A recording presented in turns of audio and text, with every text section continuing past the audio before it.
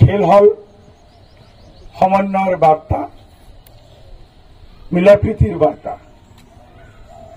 আজি এই খেলৰ মাধ্যমত জ্যোতিগাঁও, ফেৰাগাঁও, ৰাঙাপানী এই তিনিটা অঞ্চলৰ যে যুৱবন্ধুসকলে এটা সমন্বয়ৰ মাজেৰে খেল খেলিব।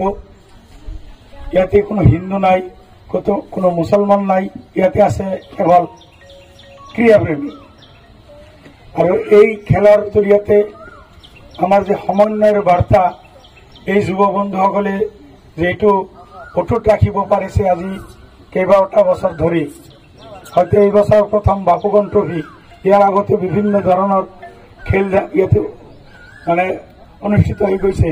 আমি দেখিবলৈ পাইছো সমাজৰ এজন সচেতন ব্যক্তি হিচাপে যে ইয়াতে যে খেলাৰ মাধ্যমত সকলোৱে এটা সমন্বয় লৈ তেওঁলোকৰ খেলাৰ মাজত তেওঁলোকে যদি প্ৰতিপক্ষ হয়, কিন্তু খেলাৰ মাজত যদি কোনোবাই দুখ পাইছে, অইন দলৰ প্লেয়াৰ এজনে আহি সেই প্লেয়াৰজনক শুশ্ৰূষা কৰা আমি দেখা পাইছো।